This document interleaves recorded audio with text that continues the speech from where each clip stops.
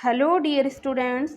आज हम पढ़ेंगे सुभद्रा कुमारी के द्वारा लिखी हुई कहानी राही, जिसके अंतर्गत जेल में अनीता जाती है। वहाँ देखती है कि एक औरत भी जेल में बंद है, तो उससे उसका वार्तालाप होता है। तो देखें कहानी। अनीता पूछती है, तेरा नाम क्या है? राही। तुझे किस अपराध में सजा हुई? चोरी की थी सरकार। चोरी? क्या चुराया था? नाज की गठरी। कितना अनाज था? होगा 5-6 सेर। और सजा कितने दिन की है? साल भर की। तो तूने चोरी क्यों की? मजदूरी करती तब भी तो दिन भर में 3-4 आने पैसे मिल जाते। हमें मजदूरी नहीं मिलती सरकार। हमारी जाति मांग रोरी है, हम केवल मांगते खाते हैं। और भीख नहीं मिले तो फिर चोरी करते हैं। उस दिन घर में खाने को कुछ भी नहीं था। बच्चे भूख से तड़प रहे थे। बाजार में बहुत देर तक मांगा। बोझा ढोने के लिए टोकरा लेकर भी बैठी रही, पर कुछ नहीं मिला। सामने किसी का बच्चा रो रहा था। उसे देखकर मुझे अपने भूखे बच्चों की याद आ गई। वहीं पर किसी की नाच की कटरी रखी हुई थी। उसे लेकर भागी ही थी कि पुलिस वाले ने पकड़ लिया। अनीता ने एक ठंडी सांस ली, फिर बोली, फिर तूने कहा नहीं कि बच्चे भूखे थे इसलिए चोरी की? संभव है इस बात से मजिस्ट्रेट कम सजा देता? हम गरीबों की कोई नहीं सुनता सरकार। बच्चे आए थे कचहरी में, मैंने सब कुछ कहा पर किसी ने नहीं सुना। राही ने कहा, अब तेरे बच्चे किसके पास हैं? उनका बाप है? अनीता ने पूछा। राही की आंखों में आंसू आ गए। वह बोली, उनका बाप मर गया सरकार। जेल में उसे मारा था और वहीं अस्पताल में वह मर गया। अब बच्चों का कोई नहीं है। तो तेरे बच्चों का बाप भी जेल में ही मरा? वह क्यों जेल आया था? अनीता ने प्रश्न किया। उसे तो बिना कसूर ही पकड़ लिया था सरकार। राही ने कहा, ताड़ी पीने को गया था। 2-4 दोस्त भाई उसके साथ थे। मेरे घरवाले का एक वक्त पुलिस वाले से झगड़ा हो गया था, उसी का बदला उसने लिया।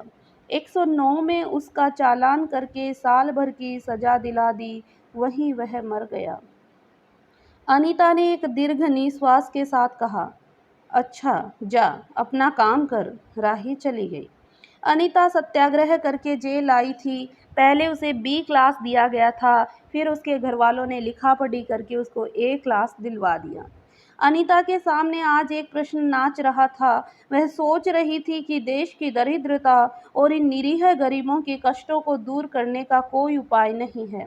हम सभी परमात्मा की संतान हैं, एक ही देश के निवासी हैं। कम से कम हम सबको खाने पहनने का समान अधिकार तो है ही। फिर यह क्या बात है कि कुछ लोग तो बड़े आराम से रहते हैं और कुछ लोग पेट के अन्न के लिए चोरी करते हैं।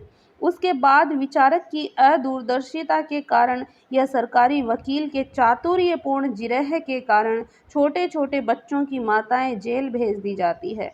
उनके बच्चे भूखों मरने के लिए छोड़ दिए जाते हैं। एक और तो ये कैदी है जो जेल आकर सचमुच जेल के जीवन के कष्ट उठाती है, और दूसरी ओर हम हैं हम लोग जो अपनी देशभक्ति और त्याग का ढिंढोरा पीटते हुए जेल आते हैं।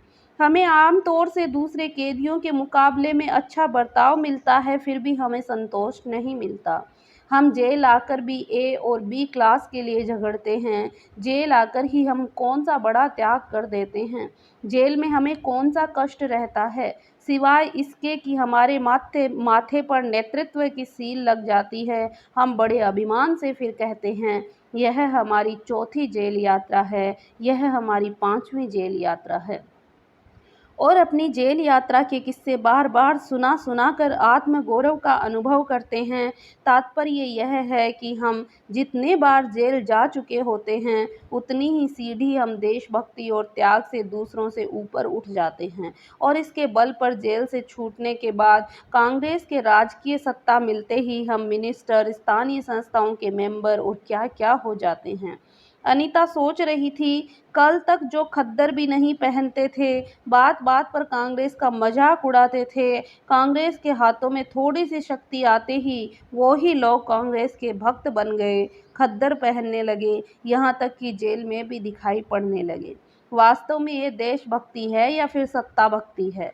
अनीता के विचारों का तांता लगा हुआ था। वह दार्शनिक हो रही थी। उसे अनुभव हुआ जैसे कोई भीतर ही भीतर उसे काट रहा हो। अनीता की विचारावली अनीता को ही खाए जा रही थी। उसे बार बार ये लग रहा था कि उसकी देशभक्ति सच्ची देशभक्ति नहीं वरन मजाक है। उसे आत्मग्लानि हुई और साथ ही साथ आत्मानुभूति भी हुई। अनीता की आत्मा बोल उठी, वास्तव में सच्ची देशभक्ति तो इन गरीबों के कष्ट निवारण में है। ये कोई दूसरे नहीं, हमारी ही भारत माता की संतानें हैं। इन हजारों लाखों भूखे नंगे भाई बहनों की यदि हम कुछ भी सेवा कर सके, थोड़ा भी कष्ट निवारण कर सके, तो सचमुच हमने अपने देश की कुछ सेवा की है। हमारा वास्तविक देश तो देहातों में है, यानी गाँव में है। किसानों की दुर्दशा से हम सभी थोड़े बहुत परिचित हैं, पर इन गरीबों के पास ना घर है ना द्वार है। अशिक्षा और अज्ञान का इतना गहरा पर्दा इनकी आंखों पर है कि होश संभालते ही माता पुत्री को, सास बहू को चोरी की शिक्षा देने लग जाती हैं और उनका यह विश्वास है कि चोरी करना और भीख मांगना ही उनका काम है। इससे अच्छा जीवन बिताने की वह कल्पना भी नहीं कर सकते। आज यहाँ डेरा डाल के रहें तो कल दूसरी जगह चोरी की। बचे तो बचे, नहीं तो फिर साल 2 साल के लिए जेल। क्या मानव जीवन का यही लक्ष्य है? लक्ष्य है भी अथवा नहीं? यदि नहीं है तो विचार आदर्श की उच्च सतह पर टिके हुए हमारे जननायकों और युग पुरुषों को की हमें क्या आवश्यकता है? इतिहास, धर्म, दर्शन, ज्ञान, विज्ञान का कोई अर्थ नहीं होता, पर जीवन का लक्ष्य है, अवश्य है। संसार की मृग मरीचिका में हम लक्ष्य को भूल जाते हैं। सतह के ऊपर तक पहुंच पाने वाली कुछ एक महान आत्माओं को छोड़कर सारा जन समुदाय संसार में अपने को खोया हुआ पाता है। कर्तव्य अकर्तव्य का उसे ध्यान नहीं, सत्य असत्य की समझ नहीं, अन्यथा मानवीयता से बढ़कर कौन सा मानव धर्म है? पतित मानवता को जीवन दान देने की अपेक्षा भी कोई महत्तर पुण्य है? राही जैसी भोली भाली किंतु गुमराह आत्माओं के कल्याण की साधना जीवन की साधना होनी चाहिए। सत्याग्रह की यह सत्याग्रही की यह पहली प्रथम प्रतिज्ञा क्यों नहीं हो? देशभक्ति का यही मापदंड क्यों न बने? अनीता दिन भर इन्हीं विचारों में डूबी रही। शाम को भी वह इसी प्रकार कुछ सोचते सोचते सो गई। रात में उसने सपना देखा कि जेल से छूटकर वह इन्हीं मांगरोरी लोगों के गांव में पहुंच गई है। वहां उसने एक छोटा सा आश्रम खोल दिया। उसी आश्रम में एक तरफ छोटे छोटे बच्चे पढ़ते हैं और स्त्रियां सूत काटती हैं, दूसरी तरफ मर्द कपड़ा बुनते हैं और रुई धुनकते हैं। शाम को रोज उन्हें धार्मिक पुस्तकें पढ़कर सुनाई जाती है और देश में कहाँ क्या हो रहा है यह सरल भाषा में समझाया जाता है। वही भीख मांगने और चोरी करने वाले आदर्श ग्रामवासी हो चले हैं कि भीख मांगने वाले और चोरी करने वाले अब आदर्श ग्रामवासी बन चुके हैं। रहने के लिए उन्हें छोटे छोटे घर बना दिए गए हैं। राही के अनाथ बच्चों को अनीता अपने साथ रखने लगी है। अनीता यही सुख स्वप्न देख रही थी कि रात में वह देर से सोई थी।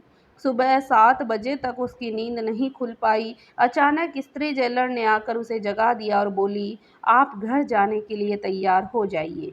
आपके पिता बीमार हैं, आप बिना शर्त के छोड़ी जाती हैं। अनीता अपने स्वप्न को सच्चाई में परिवर्तित करने की एक मधुर कल्पना लेकर घर चली गई। कहानी पूर्ण होती है। सुभद्रा कुमारी चौहान की कहानी छोटी सी कहानी है, जिसके अंतर्गत अनीता के मन में आ जाता है कि असली मानवीयता, असली देशभक्ति तो ये है कि हमारे देश के गरीबों को हम रहने के लिए खाने की व्यवस्था कर सकें, उन्हें अच्छी शिक्षा दे सकें, अपने संस्कार बता सकें, अपने धर्म के बारे में बता सकें। ऐसा ही सोचती हुई अनीता जेल से चली जाती है। कहानी कैसी लगी ज़रूर बताएं। Thank you.